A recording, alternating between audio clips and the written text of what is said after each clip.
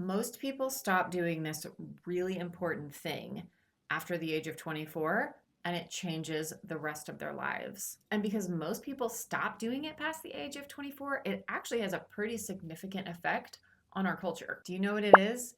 Most people past the age of 24 stop listening to new music. I'm Aryn Michelle. I'm a singer-songwriter and a teacher of songwriting, and I love No Doubt. So growing up, my parents let me listen to only two radio stations, the Christian radio station or the oldies radio station. At the time, it was like late 60s, early 70s music. And so the singer-songwriters of the 1970s were really formational for me in the kind of music that I love.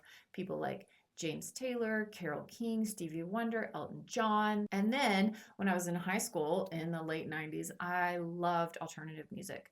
No Doubt, Alanis Morissette, Weezer, Death Cab for Cutie. These were my musical heroes of that era. I went to school for classical music, and then I went to grad school to do some jazz. And I have a wealth of music that I love, but all of that music took me up to the age of 24. Why 24? Why is the age of 24 significant for music listening? Most people, when they reach that age, they're kind of on the cusp of real adulthood, and something really shifts in us where we stop using music for cultural capital as a thing we discover with our friends. We go to concerts, we talk about. Past the age of 24, most people shift to thinking about music as something for comfort, stress release, and nostalgia. And it's so awesome that music can do those things for us. But what happens is because that shift takes place, most people stop discovering new music. And for you, as a growing songwriter, you've got to push past this temptation to not listen to new music, to not discover new music. Because being a good songwriter means that you're constantly open to inspiration and you're engaging with what other people are creating.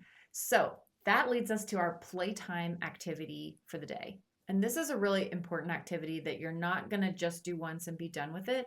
This is something that you're going to have to do for the rest of your life. What you're going to do is make a list, hopefully somewhere on your phone where you can have it with you all the time and update easily. And what this list is going to be is albums that you want to listen to all the way through from start to finish. Just keep building this list. You're going to keep having conversations with people. You're going to keep discovering new music, and you're going to add to the list albums that you think are important and might inspire you. Maybe stuff that you're kind of afraid to dig into to help you grow as a music listener and songwriter. Now, this is not a playtime activity that you do once, write down 10 albums, listen to them, and you're done. Will you ever be able to listen to all the albums on your list? Probably not. But that's not the point. The point is to be dedicated to discovering new music. Even if it's music that came out 50 years ago, you're exposing yourself to something that you've never heard before. And if this sounds really intimidating and you don't know where to start, I'm going to give you 5 albums that I would recommend that I think all songwriters would benefit from knowing. We're going to start with Songs in the Key of Life, released in 1976 by Stevie Wonder. When I committed to listening to that album all the way through, I discovered that there was a really significant song from the 90s by Coolio that was taken directly from this album. The next album is one that many songwriters will consider to be one of the greatest albums of all time. From 1977 is Rumors by Fleetwood Mac. The next one to add to your list is Discovery by Daft Punk. Now, when you start listening to this album, you'll be like, oh, well, I know that song and that song, but that's not the point.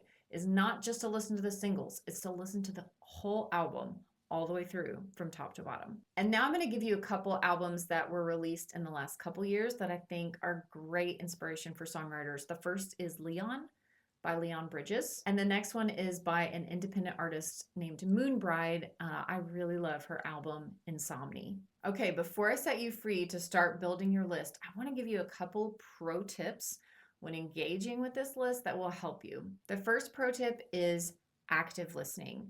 You're not making this list for background music. You're making this list to dig in and really consider these songs. You could listen to it while you're taking a walk or in the car, stuck in traffic.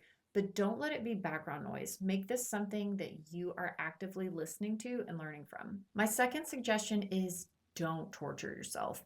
If you really give an album a try and you listen to at least 3 or 4 songs in a row and you just don't like it, it's okay to turn it off and remove it from the list. I'll be honest with you, there are albums that many people love, Grammy-winning albums that people love that I've gotten to song 3 or 4, and I just don't like it.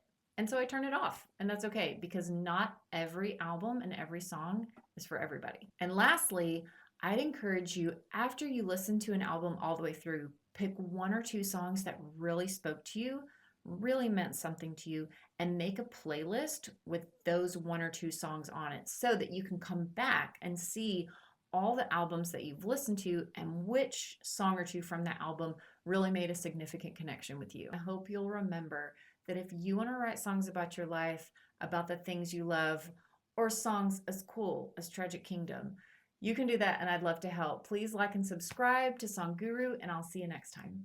The Song Guru.